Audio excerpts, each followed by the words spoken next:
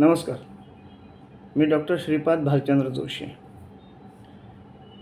कालचा माझा व्हिडिओ आपण ऐकला असेल. नसेल ऐकला तर यूट्यूबवर उपलब्ध आहे. आपण तो पुन्हा बघू शकता. विदर्भ साहित्य संघाची निवडणूक प्रक्रिया सुरू आहे. ती सुरू असेपर्यंत जे विषय समोर येणार आहेत त्या विषयावरती विदर्भ साहित्य संघाचे केवळ सदस्य आणि मतदारांपुरताच हा मुद्दा मर्यादित नसल्यामुळे हा एकूणच साहित्य व्यवहार राज्यकर्त्यांपासून, राजकारण्यांपासून, व्यावसायिकांपासून, राजकारणी आणि व्यावसायिकांच्या अभद्र युतीपासून साहित्य संस्थांची स्वायत्तता टिकवण्यासाठी चाललेला हा संघर्ष आहे. त्यामुळे केवळ विदर्भ साहित्य संघच वाचवायचा नाही आहे, तर एकूण साहित्य व्यवहाराची स्वायत्तता जे धुळीला मिळू पाहते आहे, जे लोक मिळवू पाहतात आहे, त्यांच्यापासून संपूर्ण समाजाने जागृत व्हायची गरज आहे. मुद्दा विदर्भ साहित्य संघापुरता, निवडणुकीपुरता, कोणाच्या पदापुरता मर्यादित उरलेला नाही आहे. हे जरा समाजातील विचारवंतांनी, लेखकांनी जे अजूनही मूग गिळून आहेत, एक अक्षर याच्यावर बोलत नाही आहेत, त्यांचाही मराठी भाषा त्यांचीही आहे, साहित्य संस्था त्यांचीही आहे, ही साहित्य संस्था त्यांना संमेलनाचं अध्यक्ष करते, पुरस्कार देते, लाभ मिळवून देते, आणि तरीही ते मूग गिळून आहेत या संपूर्ण प्रक्रियेमध्ये. हे अतिशय गंभीर आहे. लेखकांच्या संस्था लेखकांनीच वाचवायच्या नसतील आणि त्या जर राजकारण्यांना, व्यावसायिकांना, राजकारणी आणि व्यावसायिकांच्या अभद्र युतीला दत्तक द्यायच्या असतील तर मग त्या कोणीच वाचवू शकत नाही. त्यापेक्षा त्या बंद केलेल्या बऱ्या.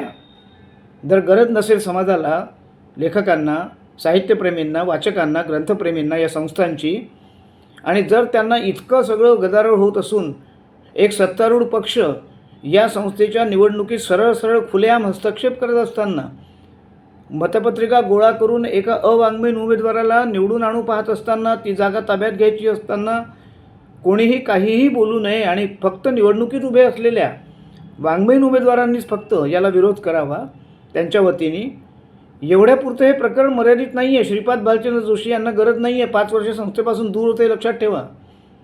आम्ही मराठीसाठी, मराठीच्या व्यापक हितासाठी गेले अनेक वर्ष समाजाचं, सरकारचं, लोकांचं, जनतेचं, सगळ्या घटकांचं उद्बोधन करत आलेले लोक आहोत.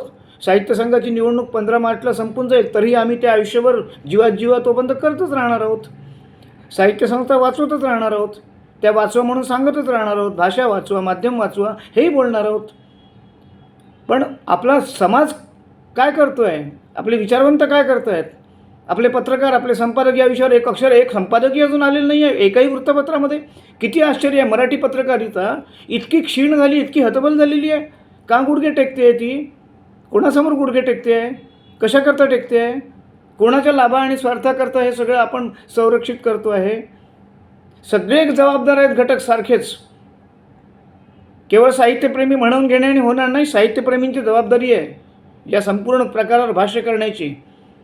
आज लोकसत्तामध्ये एका साहित्यप्रेमीची, एका भाषाप्रेमीची, एका लढाऊ कार्यकर्त्याची, अखंड महाराष्ट्र समितीच्या अध्यक्षाची एक बातमी आलेली आहे.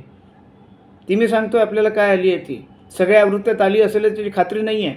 हा एक माणूस 85 वर्षाचा एक जबाबदार नागरिक म्हणून, ज्याचे पाय लटपटत आहेत, जो नीट उभा राहू शकत नाही आहे, पण तरीही ज्याच्यामध्ये मराठी भाषा, साहित्य, संस्कृती, साहित्य संस्था यांची स्वायत्तता टिकली पाहिजे याचा जोम आहे, उत्साह आहे, हा 85 वर्षाचा पाय लटपटणारा माणूस जर हे करू इच्छितो, आपण का करू शकत नाही, का करू इच्छित नाही, आपण का मूग गिळून बसतो आहोत, हे प्रश्न निर्माण होतात. आपण नाही आहोत का जबाबदार? बेजबाबदार आहोत का आपण? आपल्याला स्वतःला प्रश्न आपण विचारले पाहिजे. हा कोणाच्याही पदाचा, कार्यकारी मंडळ सदस्य पदाचा निवडून देण्याचा मर्यादित प्रश्न उरलेला नाही आहे, जरा लक्षात घेतलं पाहिजे आपण. हा मराठी भाषेच्या जतन संवर्धनाच्या ज्या संस्था आहेत त्यांच्या अस्तित्वाचा लढा झालेला आहे. 12 कोटी मराठी भाषिकांच्या मराठी भाषेला अभिजात दर्जा आम्ही 10 वर्ष अविरत संघर्ष करून मिळवून दिलेला आहे. मराठी विद्यापीठ मिळवून दिलेलं आहे. पुढेही आम्ही हे करतच राहू. पण या संस्था मराठी भाषिक समाजाला वाचवायच्या की नाही हा प्रश्न आहे खरा निर्माण झालेला. एक मधुकर कुकडे नावाचा 85 वर्षाचा माणूस, या बातमीतून आम्हाला दिसलं आहे काय करतो आहे तो माणूस. काय केलं आहे त्यांनी? आजच्या लोकसत्तेतली बातमी अशी आहे की त्या बातमीचं शीर्षकच आहे, गिरीश गांधी अध्यक्ष झाल्यास साहित्य संघाची जागा खाजगी संस्थेच्या घशात, मधुकर कुकडे यांचा आरोप, मराठी हिंदी भाषेची वाट लावल्याचा दावा. हे कोणताही उमेदवार म्हणत नाही आहे निवडणुकीत उभा असलेला, हे निवडणुकीशी संबंध नसलेला. आणि या संपूर्ण प्रकारामध्ये सजग असलेला एक नागरिक, ज्याची संबंधित उमेदवाराच्या संबंधातली सर्वोच्च न्यायालयाच्या अवमानाचा खटला जो अद्यापही सुरू आहे, आणि म्हणून हा माणूस तुम्हाला आम्हाला सांगायला समोर आलेला आहे. काय सांगतात हे? त्या शीर्षकातच सगळी बातमी आहे खरं म्हणजे, पण त्या बातमीचा आशय असा आहे की विदर्भ साहित्य संघाची सुरू असलेली निवडणूक एका अवाङ्मयीन उमेदवाराला उभं करून केवळ मोक्याच्या जागेवरील संस्थेची कोट्यवधीची जागा ताब्यात घेण्यासाठी लढवली जाते आहे. मधुकर कुकडे सांगत आहेत. अखंड महाराष्ट्र समितीचे अध्यक्ष आहेत. नागपूरकरांना ते काय आहेत, अतिशय निरलस, स्वच्छ, प्रामाणिक कार्यकर्ता म्हणून त्यांची प्रतिमा आहे. कुठल्याही पक्षाचा नाही, कुठल्याही गटाचा नाही, कुठल्याही तटाचा नाही. ही प्रतिमा असलेला 85 वर्षाचा हा ज्येष्ठ नागरिक आहे. जरा त्याच्याबद्दलसुद्धा एक आदर बाळगा, आणि असा माणूस काय म्हणतो आहे आणि आपण काय करतो आहे याच्याकडे आपणच बघितलं पाहिजे. काय म्हणतात ते? संबंधित उमेदवाराचा साहित्याशी संबंधच नाही. आम्ही उमेदवार म्हणत नाही आहे, हे पुन्हा पुन्हा लक्षात घ्या. शिवाय त्यांनी मराठी व हिंदी भाषेची वाट लावली आहे. मधुकर कुकडे म्हणतात, आम्ही नाही. त्यांना विचारा कशी लावली आहे, ते समजावून सांगतील. हा उमेदवार निवडून आल्यास संस्थेची जागा संबंधित लोक घशात घालतील असं समाजाला वाटतं आहे, जागरूक नागरिकांना वाटतं आहे, आपल्याला वाटतं आहे की नाही, आपण विचार करायचा आहे. निवडणुकीतला कोणताही अन्य उमेदवार म्हणत नाही आहे हे. प्रख्यात सामाजिक कार्यकर्ते, अखंड महाराष्ट्र समितीचे अध्यक्ष, 85 वर्षाचे ज्येष्ठ नागरिक, जबाबदार नागरिक मधुकर कुकडे म्हणतात. हे महत्त्वाचं आहे. या उमेदवाराचा उदय इतर संस्थांच्या जागा घशात घालत कसा झाला ते या बातमीत सांगितलं आहे. बाकीचे तपशील त्यांना माहीत असतील. बातमीत काय तेवढं फक्त मी आपल्याला सांगतो आहे, कारण ही बातमी सार्वजनिक आहे, मी वाचलेली आहे, तुम्ही वाचली असेल, इतरांनी वाचली नसेल, म्हणून फक्त लक्षात आणून देतो आहे. त्यांनी महाराष्ट्र राष्ट्रभाषा प्रचार समितीची नागपुरातली जी जागा होती, ज्या संबंधात त्यांचा खटला त्यांनी केला उच्च न्यायालयामध्ये, ज्या खटल्यामध्ये 165 कोटी रुपयाचा दंड लावला गेला, जो सरकारकडे जाऊन संबंधितांनी कमी करून घेतला की माफ करून घेतला, त्या बातमीमध्ये उल्लेख आहेत त्याचे. ती जागा होकाट रुग्णालयाला संबंधित उमेदवार जो आहे त्याच्या ताब्यात असल्यानंतर हा व्यवहार झाला. काही कोटी रुपयांचा व्यवहार आहे असं मधुकर कुकड्यांचं त्या बातमीत म्हणणं आहे, असं लोकसत्तानी छापलेलं आहे. आता त्याला न्यायालयात आव्हान दिलं गेलं होतं. त्या न्यायालय खटल्याची संपूर्ण रिट पिटिशन आपल्याला केव्हाही उपलब्ध होऊ शकते, ती आपण बघू शकतो. सर्वोच्च न्यायालयाने दंड आकारण्याचे आदेश दिले होते. ते कसे दिले? सुधार प्रन्यासने त्यांच्यावर 156 कोटींचा दंड कसा ठोठावला, पुढे काही लटपटी करून महाराष्ट्र शासनाकडून तो माफ कसा करून घेतला गेला, आणि त्या जागेचं लीजही रद्द कसं केलं गेलं नाही, त्याच्या विरुद्ध सर्वोच्च न्यायालयामध्ये अवमान याचिका यांची प्रलंबित आहे. मधुकर कुकडेंच्या म्हणण्याचा अर्थ असा आहे की विदर्भ साहित्य संघाच्या पदाची मतदार सदस्य, त्या अध्यक्षपदी मतदार सदस्य आपले अशा संस्थांची जागा घशात घालणाऱ्या व्यावसायिक राजकारण्यांना निवडून देणार आहेत का, असा या बातमीचा मतितार्थ आहे. तसं झालं तर विदर्भ साहित्य संघाची जागाही गिळंकृत होईल असं त्यांचं म्हणणं आहे. कुकडेंचं म्हणणं असं आहे की संबंधित उमेदवारांचे सामाजिक सांस्कृतिक क्षेत्रात कुठलेच योगदान नाही, असं आम्ही कोणत्याही उमेदवारांनी म्हटलेलं नाही.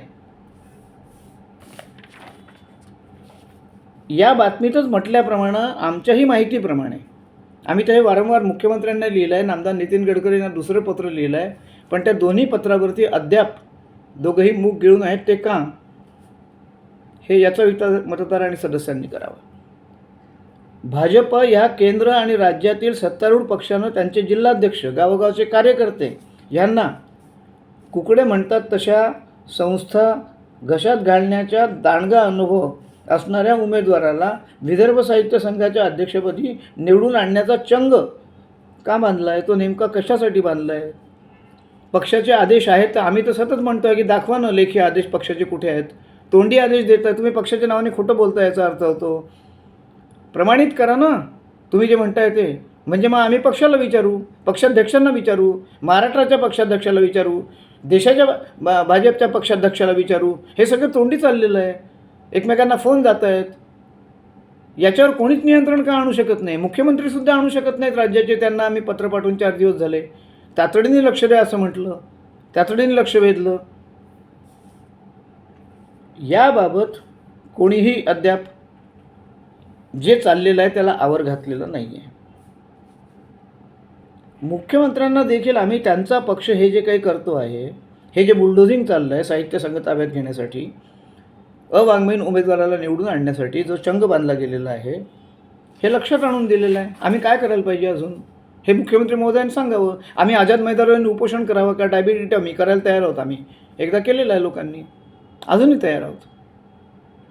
काय आम्ही अजून काय केलं पाहिजे? आमचे खासदार, आमचे मुख्यमंत्री, राज्याचे पालक, आमच्या एकूणच व्यवहाराचे पालक, मराठी भाषा साहित्य संस्कृतीचे पालक, राजकीय आमचा पक्ष कधीच हस्तक्षेप करत नाही, आमचं सरकार हस्तक्षेप करत नाही साहित्य संस्थांमध्ये असं म्हणणारे मुख्यमंत्री यांच्या आम्ही लक्षात आणून दिल्यावरही जर ते आम्ही अजून कोणाला दाद मागायची आहे हे त्यांनी आम्हाला सांगा, आम्ही तिथे जाऊ. एवढं होऊनही जर ही स्थिती आहे, हा हस्तक्षेप थांबवण्याची कोणाला गरज वाटत नाही या पक्षालाही वाटत नाही, पक्षाध्यक्षांनाही वाटत नाही, पक्षाच्या नेत्यांना वाटत नाही आहे. मग हे असं जे खुलेआम बेधडकपणे लोक सांगत सुटले, मतपत्रिका गोळा करत सुटले, त्याच्या बातम्या येतात आहे, त्याचे मेसेजेस येतात आहे. कालच्या व्हिडिओमध्ये मी तर मला आलेला मेसेजेस वाचून दाखवला. बुलढाण्याच्या माजी आमदार आणि भाजपच्या जिल्हाध्यक्षाच्या नावाने देशोन्नतीच्या संपादकाला आलेला, त्यांनीच पाठवलेला. अजून काय तुम्हाला पुरावा द्यायला पाहिजे आम्ही? तुमच्या एवढं लक्षात आणून दिल्यावरही जर कृती होत नसेल तर मग या राज्यामध्ये दाद कोणाला मागायची आहे आम्ही? एक जबाबदार सामान्य नागरिक म्हणून, लेखक म्हणून, विचारवंत म्हणून, साहित्य संस्थांचे सेवक म्हणून, सेवावृत्ती म्हणून कोणाला मागायची आम्ही दाद? राज्याच्या मुख्यमंत्र्यांना सुद्धा याचं महत्त्व का पटू नये की त्यांनासुद्धा त्यांच्या पक्षाच्या कार्यकर्त्यांनी सगळ्या मतपत्रिका गोळा करून द्याव्या संबंधितांना, असं त्यांनाही वाटतं आहे का? याचं उत्तर तर दिलं पाहिजे त्यांनी. नितीन गडकरींनी जसं 24 तासात आम्हाला सांगितलं त्यांचा संबंध नाही, पण तरीही त्यांच्या नावाने हे चालू आहे, पक्षाच्या नावाने हे चालू आहे. आम्ही त्यांना दुसरं पत्र लिहिलं, पहिल्या पत्राचं 24 तासात उत्तर दिलं, दुसऱ्या पक्षाचं त्यांनी अजून देण्याचं टाळलं. आम्हाला अजूनही आशा आहे की ते आता अजून तरी खुलासा करतील. सगळ्या मतपत्रिका गोळा झाल्यावर जर तुम्ही खुलासा करणार असाल, थांबवणार असाल तर त्याला काही अर्थ उरणार नाही ना. अजून किती विनवण्या करायच्या आम्ही तुम्हाला? किती हातपाय जोडायचे? किती लोटांगणं घालायची? किती आम्ही काय लाचार व्हायचं आहे का? की तुमच्या घरी येऊन बसायचं आहे? काय करायचं काय आम्ही नेमकं हे तरी आम्हाला सांगा. नेमकं काय करायला पाहिजे आम्ही मराठी भाषा साहित्य संस्कृतीच्या या संस्था वाचवण्यासाठी? आता संबंधितांनी सरळ सर्वोच्च न्यायालयात दरवाजा ठोठावाचा बाकी राहिलेला आहे. तो आम्ही ठोठावावा अशी इच्छा आहे का? तोपर्यंत हे असंच चालणार आहे का?